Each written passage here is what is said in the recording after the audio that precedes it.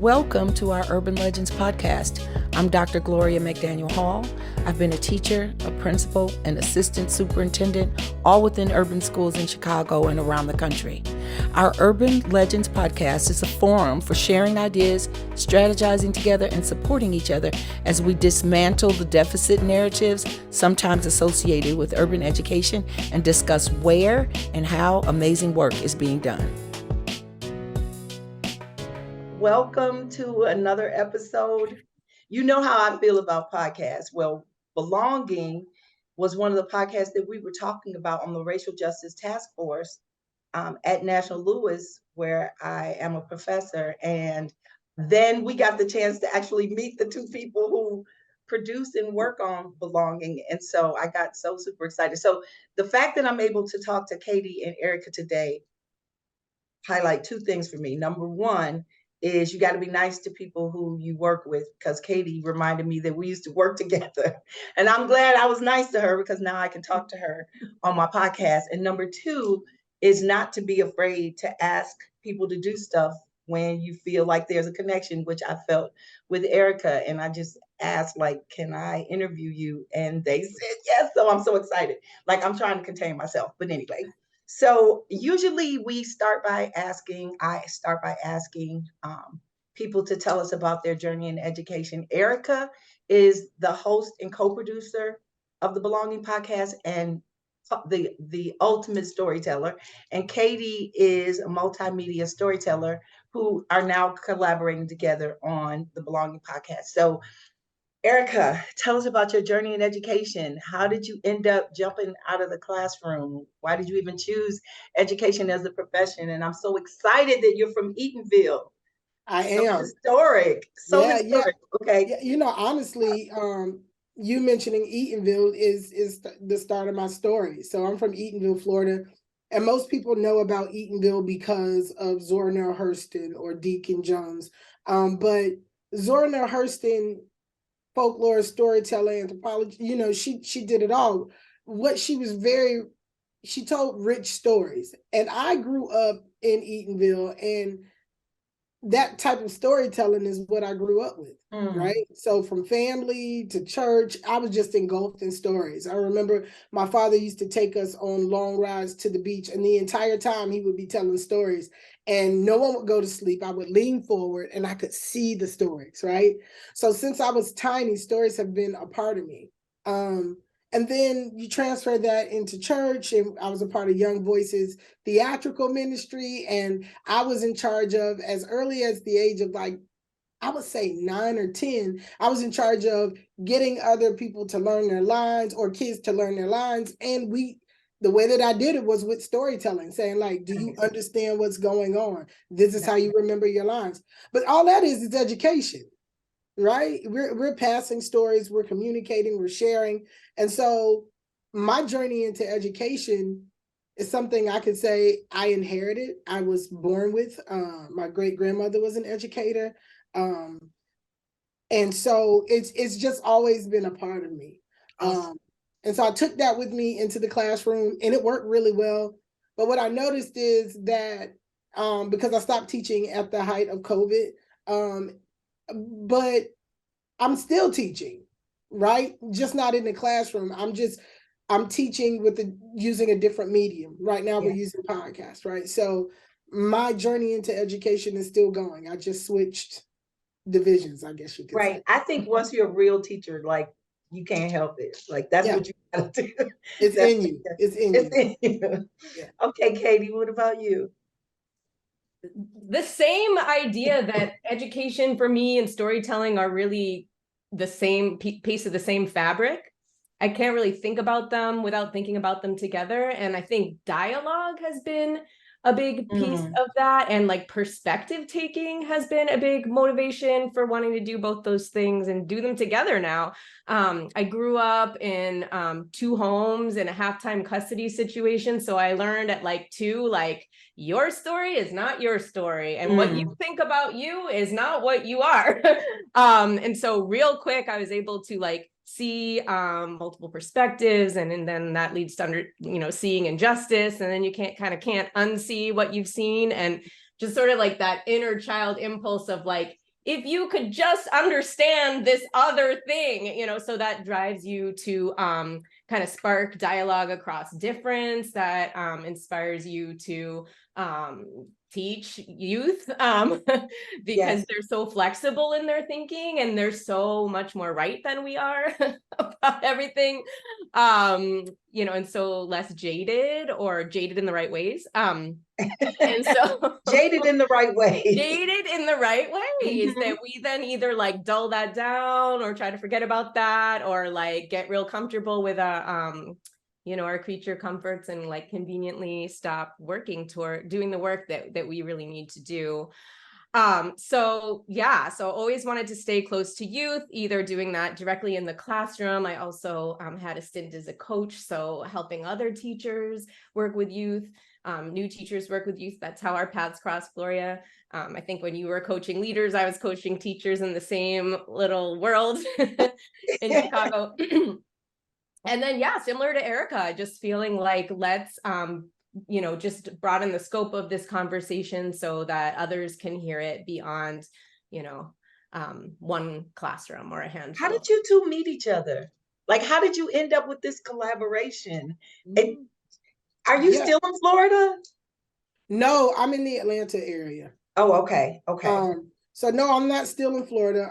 Actually, I'm going to try to get back there to work on a story preserving histories there that we can also share on belonging. But me and Katie and I met.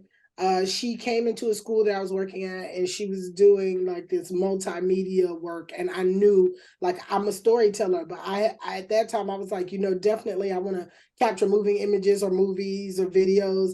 And I just watched her come in, and I remember one day, I'll be truthful with you, I was like I'm teaching, I'm doing my job, but on my lunch break, I didn't go on my lunch break. I kind of stalked her and the other person.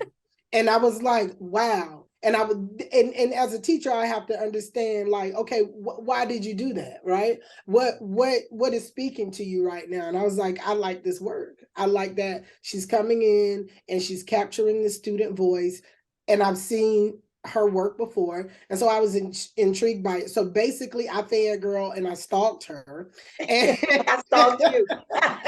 And then national conference was for the company we were working for, was in Atlanta, and I'm a storyteller, so I worked with a group of kids to open up national conference, and I mustered up the courage to speak to Katie, and she was open enough to hear me and gave me an opportunity to tell stories.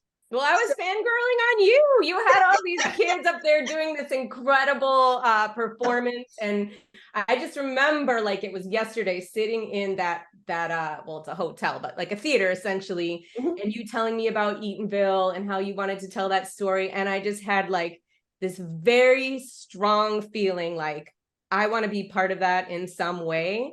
Mm-hmm. I don't know in what way yet, but it was just almost like, I know I will somehow play some small role in that. And hey, so this is all like, it's so like connected, because, you know, I went to kindergarten in Galveston and integrated a school there when I was a little girl. And it was so traumatic that I stopped talking for a really long time. So that's what my book is called, Gloria Finds Her Voice, about the story of me actually talking. But we were in such historical places. Like, how would I end up being in Galveston where Juneteenth proclamation was read? How would you end up being in Eatonville? There's a reason why we made this connection. And for people who are listening, who haven't heard belonging, so I got to tell, before you even answer questions about belonging, I got to tell you the 5 top reasons why I love belonging. Number 1, you started with the theme from Good Times, and I didn't know all the words, and I was excited, and I was singing along, and it was you and your sister and your mama, and it was amazing. I love that. But secondly, you have real experiences, some of them from your own interactions with other staff members, but it's from the children in your family, Erica, whose voices we get to actually hear. And it makes my heart so sad that what I experienced going to school in Galveston in the 60s is the same thing, even probably worse. they're experiencing right now. Because at least I knew not to say anything and to be in my place. They let us now into places, but don't make us feel like we belong in those spaces. But that's a whole nother story. Third, I really am convinced I was convinced before, but after listening to your podcast with the 6 episodes that are already there, that belonging is like the real key. Like if we could actually figure out how to make that real for us in schools and in life, it could be the key to us just being able to understand each other on a deeper level. And then four, you provide concrete examples of not only what's happening, but what to do about it. Like when you had the conversation with the teacher that you needed to like circle back and get with having a difficult conversation, you did it with such love that I think she probably walked away better than before you had the conversation. And then just like hearing the history of integration from the perspective of the people in your family, and realizing that integration is not the key. Integration is not belonging. It might be in some ways like the opposite, but anyway. So tell us about, after I just spilled all the beans, tell us about your podcast. And if you had to create your own definition of belonging, which I'm sure you have, what would that be? So the podcast came about, and this is why it's so important that Katie's here. This podcast came about because I wanted to do a documentary. But I wanted to do a documentary at the height of COVID, right? How am I going to take a camera and interview people? I wanted the present, the past, the future. I wanted to tell the stories of what integration did and is doing. I wanted teachers to be able to see the pain, the joy, of what basically belonging. I didn't have that word for the title at that point. So I came with this idea, but it was sparked. I went to a institute called Teaching Toward Equity, and they asked so many questions there, and it left me like I talk a lot. I didn't have nothing to say, right? I was like, whoa. Wow. I didn't know that I had the right. I hadn't given myself the right to feel. I hadn't given myself permission to walk into spaces and as a Black woman really say what I felt. And I still struggle with it now. I say the correct thing because I don't want to be, pulled out of place. Right. And I was telling my mom about the Institute, and I was driving in the car with her, and she paused and she said, "Erica, I was terrified." And I'm like, "Well, hold on, what happened? What do you mean? Like, you were terrified? Terrified of what?" And she said she was terrified. She said, "I was terrified to ask questions. Imagine where I could have been." And she was blaming herself. And so that's what made me want to do this documentary, because I wanted to tell her, it's not your fault. It's not your fault. The system was designed this way. I shared these things with Katie, and Katie was like, "Let's podcast this baby." That's the short of it, right? Terrified once again. Poor Katie. Her muscles have to be strong because she has to, at times, this is a journey for me. Yes. And her and Bill have had to pull me through it sometimes because it's hard. We're breaking walls and barriers. And so, yeah, that's how the podcast was born. Out of storytelling, history, and a need to change now, right? Not tomorrow, but now. And when you ask about what belonging is, normally I would say like, belonging is where I feel safe and at home. But in my 41 years, I know that belonging, I know that I belong in a place when my nervous system lets me know. Oh. Because when I don't belong, my stomach sinks. Yes. I withdraw, right? I don't contribute, right? You know what I mean? But when I belong, I'm free, and I speak, and I collaborate, and I listen with an open ear, and I respond not to be right, but to be a part of the conversation and build a community. So yes. To me, belonging is where I feel safe, but the way that I know that I'm safe and that I can be free is because belonging is not a phrase, it's connected to the body. Like I know. And so I can step into the space. And that's the thing, like I can't put words on it, but This is almost like intuition. I don't like, do you feel like, and this is not one of the questions we talked about, do you feel like we can ever truly feel like we belong as a part of this country, being Black and brown people? Like, it's just, it feels like the whole system is set up so we don't feel that comfort that you were talking. Like, I'm on edge all the time. Yeah. I'm on edge all the time. I feel that thing that you described so often, that the good feeling that you described is rare. Yeah. Yeah. It's rare. And what happens for me, I'll just be very blunt, because I think that's what this podcast is about. I'm speaking more about myself than I really ever have to anyone, right? I normally cage all that in. I'm a runner. I run, right? Because if I think about me feeling uncomfortable constantly, it's tough, right? So I just run. I get out of there. This has made me face it. And in facing that, what I feel like is, it made me get past, like, because racism is a thing. But before we even get to racism, we have to deal with capitalism, right? So we know that racism is set in place to keep my feeling belongs to me and me alone. It's there to set people apart so that the top can keep growing, right? Rich get rich, poor get poor at whatever cost. Do I feel like we can belong, or ever feel like we belong in this country? If you're talking about a blanket statement, everybody, then the answer is no. But I do feel like there are enough people doing the work.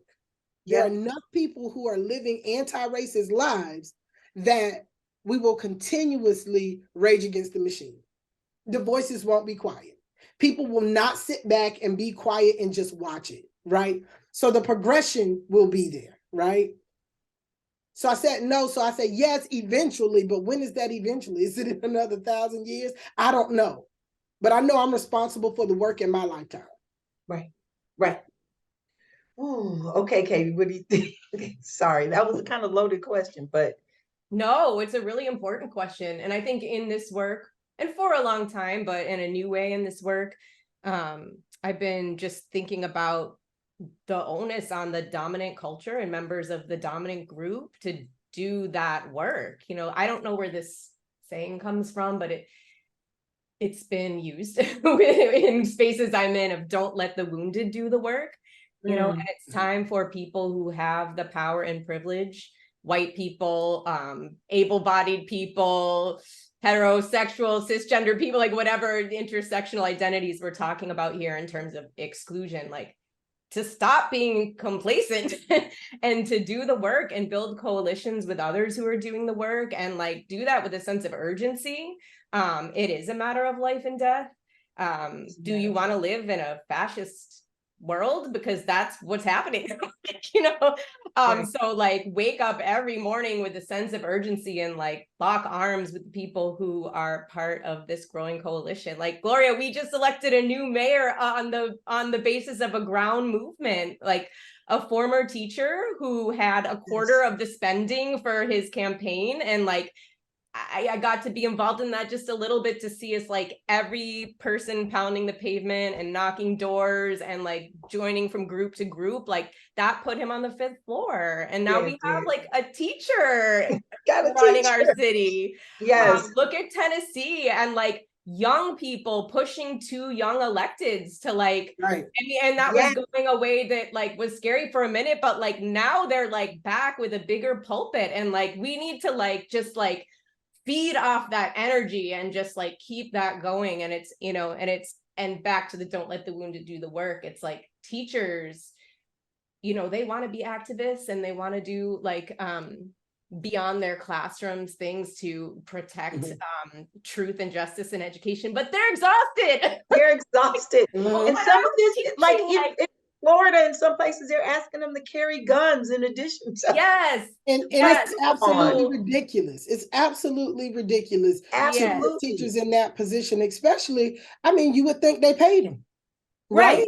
A living wage, but they don't. And so you have people who passionately show up every day, and some of those people have histories in them that the only thing they know to do is give you what they have, but they're willing to learn. Do you understand? Right. You see what I mean? So they're like, okay, it's something has to be done. And they're showing up every day, and people are continuously suppressing teachers. And this podcast, in no way, shape, or form, for me, it's not about telling teachers you got it wrong. Right. It's more of what I want teachers to understand is folks won't tell you this, and you may not ever get this conversation. Here it is. Listen to it. Find yourself in that. The stories are hard and the histories are hard. Like the story with me and my coworker, definitely hard to hear, right? But there's some that's courageous, right? And so that was courageous. Yeah, it definitely. Was courageous for both of you. Mm-hmm. But it Oh, was, yeah. it was a very courageous conversation, because I think that's the next part of the work. Like for us, we got like a nice problem. Nobody wants to have the conversation with somebody that needs to be had. And I know I'm as guilty as anybody else, because number one, I don't even feel like I should be in the space. My imposter syndrome is like on steroids. My dad picked cotton. I should not have a doctorate. Like that, he was a little boy who couldn't go to school. Like, this does not match. And I'm in the room with people who've gone to Stanford and Harvard, and they got all the degrees from the places that they say you should have those degrees from. But I know my work has only ever been in urban schools. And I don't even look at that as a deficit. I look at that as a joyous thing, because we were able to do outstanding things. And part of my first podcast, I interviewed students from my school who now are like out here doing, like, they're like 30 something years old doing amazing things. And it makes me feel good, but it also makes me feel like I'm still having the same conversation that we could have had in 1955, 65, 75, 85, 95. It's going to be 2025. And I want to make a mark. So what's next? What's on tap for after belonging? Like, I know there's 6 episodes. I don't know if you're adding to those or if you got something else coming. What's on the horizon? Katie, I'll let you tell. No, I can tell. Okay. So you can tell about, and then I'll tell about some of the other work we're doing. So we actually have another episode 7. Yeah. And so we're very excited about that. I'll say this, as a part of that journey, I told you I'm a person who runs, and the call has been put on me, and I'm stepping up to the plate. We definitely have some things coming to social media. So we'll promote the episodes there, but it's my goal also to have some talk back sessions where people can listen and they can call in and, leave feedback or remarks, comments, and also to get, because everything can't make it into the episode. So some of the things that were left on the editing floor, maybe letting the audience hear some of that. Okay. So that's what's next in terms of what I'm going to talk about. But we are pressing forward. Definitely we have the podcast out there. We're going to hit social media, but now to Katie. Yeah, so we believe in the power of storytelling, not just for content creation, but for change. We love the Maya Angelou quote of, do the best you can until you know better. And then when you know better, do better. And we're all about that transfer, right? Like, as a coach, I could see like plenty of teachers recognizing biases and harm, but how do you, under duress in this very stressful, draining job, transfer that to actual change in practice? And like you said, Gloria, like, we cannot wait, another minute, to see the change come. But we find that, like, with these courageous conversations that need to be had, and the reckoning, we talk about reckoning, reconciliation, and rebuilding as sort of our framework for belonging. And we want to see that in professional learning too. You cannot be put on blast in a PD with 40 people and change. Our defenses go up. It's not psychologically safe. And we don't change when we feel threatened. Right. So, we're working on some professional learning that we've done a little bit. We've started it. We've done some virtual and in-person workshops that we'd like to continue to grow with different folks with this idea of story listening and storytelling. and just the power that can happen when in an intimate, brave and space setting, you and another person are exchanging stories. You're hearing your story reflected back. You're feeling seen, you're feeling heard, and then you're kind of identifying a narrative shift that you want. And now when you've spoken that into the space, you're accountable to making that change.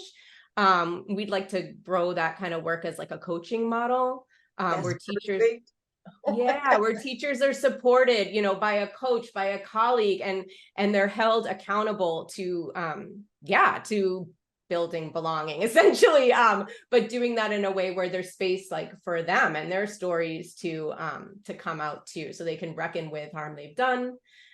We've all done some harm because you're with your students, like how many hours a day, like, and you're human, and you're in a society that with like structural racism, like it's the air we breathe, like there's just no way to like do this work and not do some harm. So we're just working on some professional learning offerings that will allow people to explore that in a way that is productive and that where they can start to make change. We need to, you guys, please keep in touch with me, because this sounds like so exciting. So first of all, you reminded me, there's a man who's out of Harvard, even though we just talked about Harvard folks.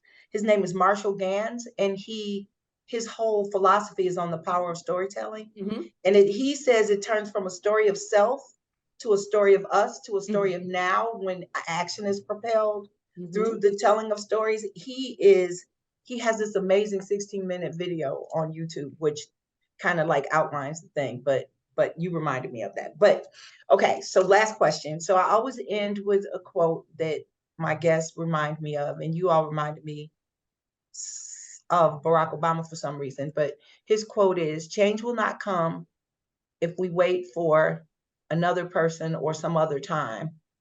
We are the ones we've been waiting for. We are the change that we seek." How does the work that you're doing align with that?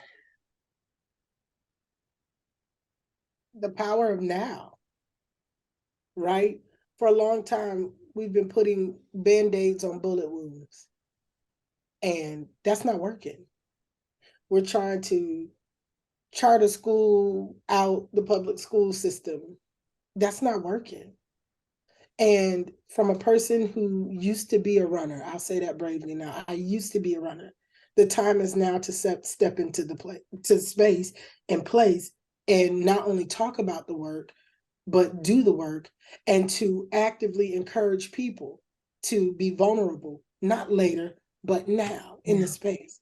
With the work that Katie just talked about, going into professional developments, et cetera, and having people share out their stories, to listen to stories, and then set a goal of change for the future. Like, this is what I want, and this is what I'm working for. Accountability, right?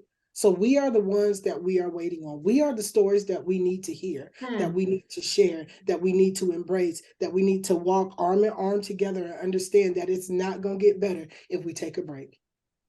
There is no break. There is no running unless you're running head on into the problem, right?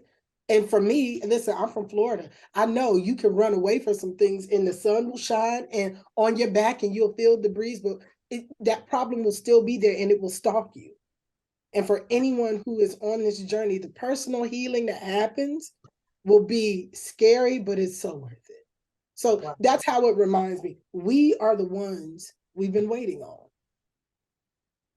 I'm the one I've been waiting on. Yeah. You're the one that you've been waiting on, and you didn't run. You stepped into the room, right? It's a shirt that I have that I love. It says, "I am my ancestors' wildest dreams." So you thought that you would take an African, enslave them, and that person never rise. You tried to bury us, but you didn't know we were seeds, and you grew, right? Right. You grew, and you're in the space with people who, by the way that things are set up, you wouldn't think you would be in that room. But not only are you in the room, I can tell you in the room talking, running stuff. All right, now I'm with it, right? It's a beautiful thing, you know? Yeah. I'll be quiet and let Katie talk. It is a beautiful thing, but again, the onus also needs to be on not just like people who've been oppressed to speak truth to power and step into the room and like dig down, fight imposter syndrome, but the onus is on the people who have the power and the privilege and are part of the dominant group to say, you have value, Gloria, like you make our room better by being in here. And like belonging isn't just like you can come in here and play the song we're already playing, like pick up the same instrument and sing the same tune, or you can harmonize a little bit. No, like that's like, no, let me stop. And like you can introduce a new instrument or a different melody line or something. And like I'm gonna flex and riff and like you're changing the song. And that's like what integration should have been, not like come in and assimilate and like you're lucky to be here and this is a good school and like we'll deign to allow you through the doors. But like integration would have been successful if like Black culture permeated the schools that Black people came into, and made them better with like all the assets that they brought from their rich culture. Yes. Rather than being like forced to like be quiet, don't ask questions, and like do what everyone else here is doing. So we members of different dominant groups, and we have intersecting identities. So in one way or another, we probably have some amount of power or privilege, and teachers have a lot just from their position of authority. Like we are also the ones we've been waiting for to like examine the power we have and how we can use it to not just include, but to allow ourselves to be changed and influenced and affected and, made better by other voices and other perspectives and other assets that people bring who are different from us. I love it. Thank you all. Thank you too so much. You have enlightened me so much. I was writing notes while you were talking. I got pages of notes. I'm sorry. But I'm so excited about the work that you've done, the work that you're going to be doing, the collaboration that we now have. You don't know it, but like I got two little sisters and you are not going to be able to get rid of me. But thank you so much. Thank you so much for being on my show today and enriching us with your experiences. Thank you. We love your work too. Yeah. We appreciate you sharing your space, and we're not trying to run away. So you have two little pestering sisters now. Thanks, Gloria. Keep up this amazing work. I love it. Thank you. Bye.